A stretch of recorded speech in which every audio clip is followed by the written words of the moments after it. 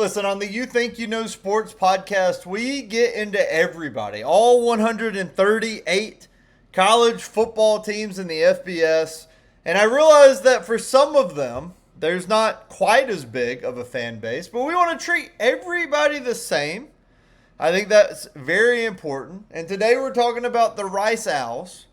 So I understand, obviously, that Rice has got a good fan base in Houston, but probably not going to get the casual fans on this one, which is fine. Look, Rice has not been good for a long time. 5-8 last year, 2-6 in the American. The last time Rice had a winning season was 12 years ago. You know, you got Scott Abell in his second year as the head coach, and they've got problems. I mean, look, the American is, in my opinion, was as good as the ACC last year, top to bottom. Now, did they have the best team among all of them? No. Miami was the best team among those two conferences, right?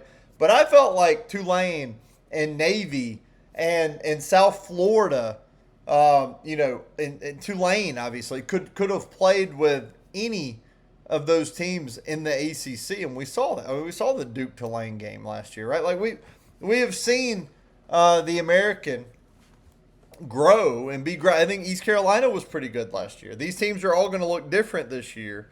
But let's see what Rice is going to do this year in 2026. We're going to break it down today. Guys, I hope that you'll hit the follow or subscribe button on this podcast.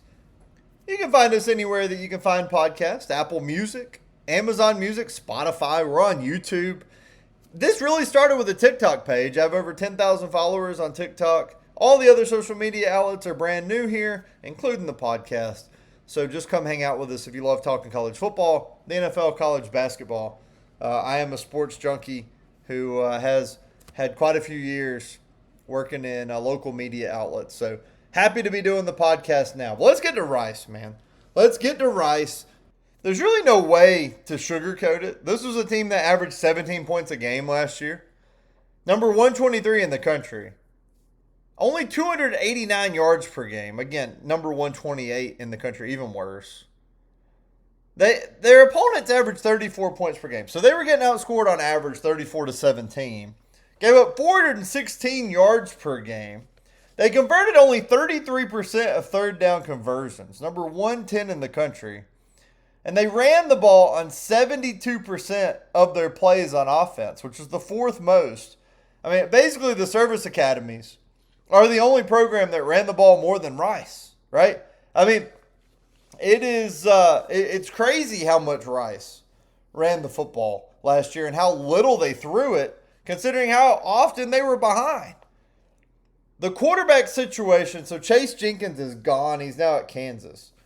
It's probably going to be either Ja'Cory Brown, who was a former Miami Hurricane and a UCF player last year, or Gael Ochoa, who will play quarterback for this team. Brown is a 57% career passer in college. 6 touchdowns, 9 interceptions. But he can run. I mean, listen, the guy's got 138 carries, over 800 yards rushing, 8 touchdowns in his career. Ochoa has barely played. He's played in 2 games at UNLV.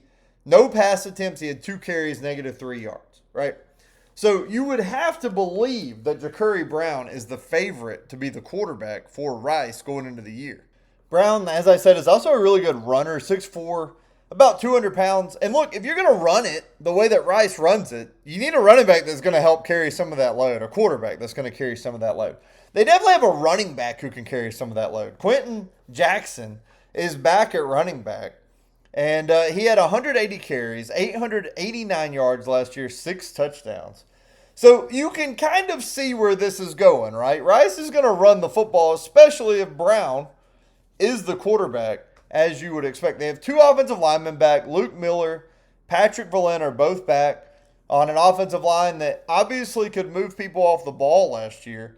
We will see if they are going to run it quite as, I would imagine they're not going to run it as much as they did last year, but still, man, he seems like you got the right running back and the right quarterback there. They also have brought in a couple of Ivy League transfers for the offensive line. Scott Becker is coming over from Princeton. You've got Leo Bloom coming in from Yale. Both of those guys could end up being starters on this team as they try to figure out what the offensive line is going to look like. The defense brings back two guys. Joseph Mutombo and Dylan Botts are back on defense. And we'll see if they are able to get better on that side of the football, because they have a lot of work to do compared to where they were. Now, they've brought in a lot of guys. I mean, they brought in Tariq May from Eastern Washington for the interior. They brought in a guy from Tulane, Jesus Machado. Bo Barton is a guy who has been at Rice and may take on a bigger role there now. Safety Davion Hook is back after he missed a ton of last season. We'll see if he can get over his injuries. A.J. Brown's coming in from UAB, a transfer in the back end as well. And then they also have Jameer Benjamin from UCLA, who is possibly going to play a role back there as well in the secondary. So, look, if you look at Rice as a whole, I think they're going to be better this year. Are they going to be that much better? Well, we're going to find out pretty quick, right? I mean, they play Houston Christian in the opener, but in the second game, they play Notre Dame in South Bend. I mean, they've got to go to South Bend and play the Irish, who many people think are going to go unbeaten. They host Western Michigan the next week, then they play at Fresno. Play in Fresno State. You host UTSA, then you play at East Carolina.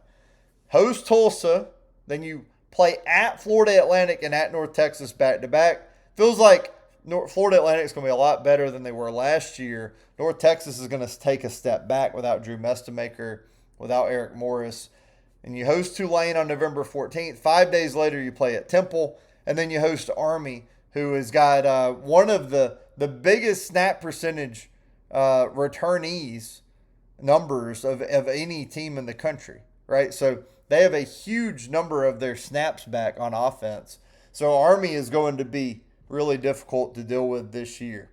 But you can see it with Brown, with Jackson in the backfield, that Rice is going to have a team that should be a little bit better. And nobody wants to deal with a team that's able to actually run it right at you the way that Rice is able to against some of the teams on their schedule. They were in a lot of games last year. I mean, they really were. They lost to Navy by 8. They lost to Florida Atlantic by 6. The Memphis game was not a competitive game. The North Texas game was not a competitive game. The South Florida game was not a competitive game. Their bowl game against Texas State, not a competitive game. But there were some flashes at times last year. So we'll see if that happens again for the Owls. I'd love to hear from you on whatever social media you follow me on, or if this is the first time you're ever hearing me. I hope that you'll check out some of the other places you can get my content. Hope that you'll subscribe to the podcast. Love to hear what you think about Rice as we continue our path around all of college football this offseason. Trying to do all 138 teams with a podcast, videos, and a website write-up on youthinkyouknowsports.com. Thanks for listening, guys. We'll be back with the next team in the American, which is South Florida. It's going to be a fun conversation. Thanks, guys.